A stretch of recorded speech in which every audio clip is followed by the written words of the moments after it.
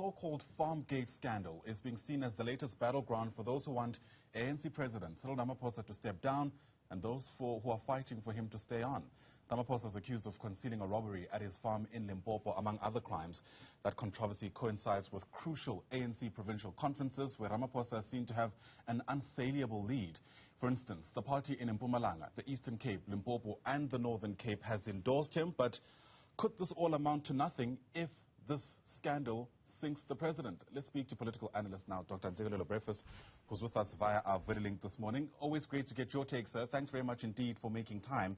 I mean, already some people are saying no matter what further statements the president has to say at this stage, the mud has stuck on him. And he is an individual who essentially is going to enter the conference in December with this cloud hanging over his head. To what extent do you agree with that? I think we need to acknowledge that this is a multi-dimensional phenomenon. It's not a simplistic matter. I don't think that it is prudent at the moment to pick and choose one aspect and run with it.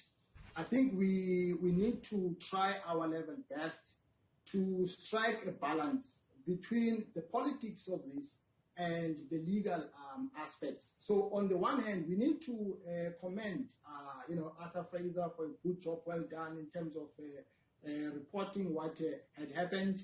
Though I suspect that there might be some spices to make this story sound nice in pursuit of a particular agenda, or maybe not. On the other hand, I think there is a case to answer by the president. I think the argument that he has advanced of late is not watertight. There are gaps. But I think as the public, we should not have any strategic interest in terms of the factional battles of the ANC, but we must only be concerned about the strategic direction of the country.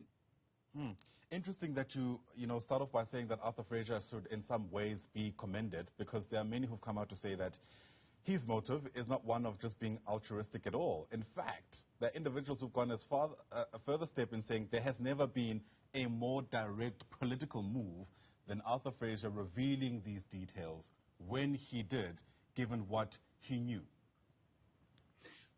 The timing in which you respond to the battlefield, determines the outcome of the war.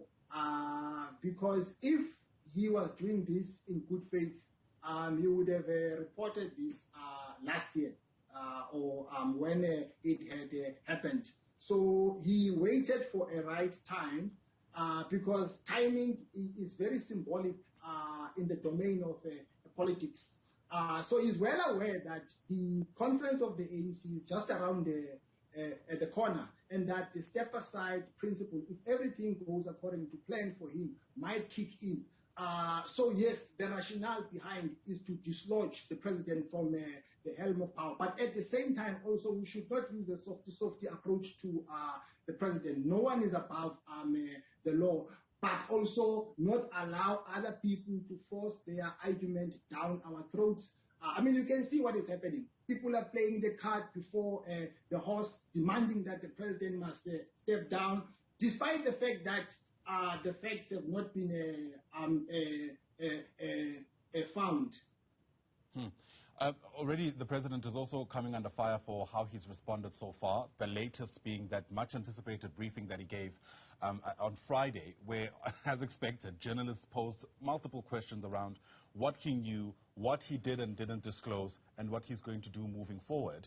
The criticism, even on the Sunday papers this morning, is around how seemingly the president deflected all the questions to due process, In fact, I think there's a point in that briefing where he says he's a man of process, as it were. Strategically speaking, was that the right way to respond here, especially because it was an opportunity to clear the air, wasn't it? Yes, it was, Ayanda. I think he should have cleared the air on the spot. But also we need to acknowledge that this is very complex again. We need to appreciate the complexities at play in teasing out all these factors.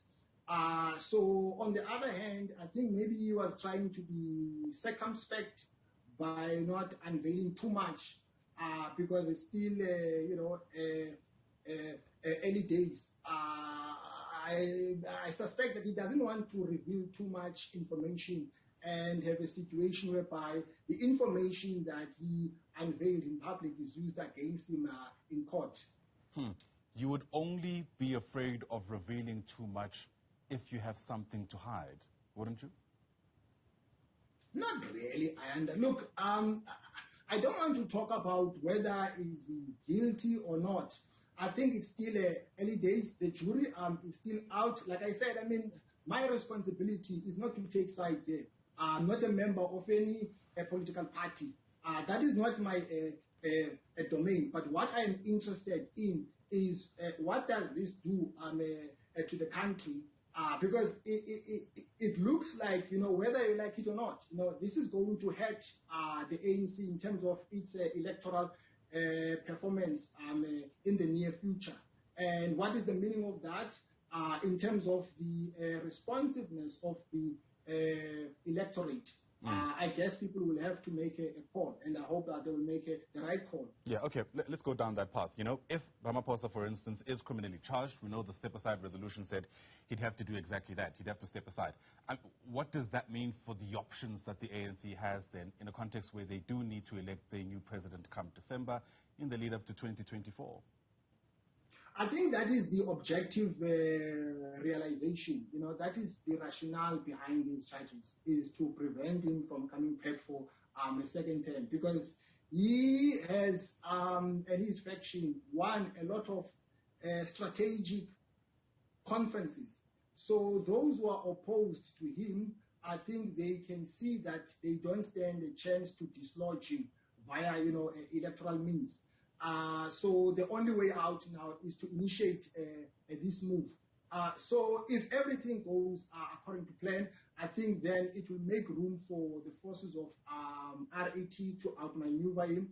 I'm not sure if he is affected by the step-aside principle, who is going to emerge as the stronger contender from his bloc. But I can bet my bottom dollar that soon, I think the forces of RAT, they are going to unveil their face. At the moment, they don't have a champion, someone who is the image of that particular bloc. So I suspect that maybe Dr.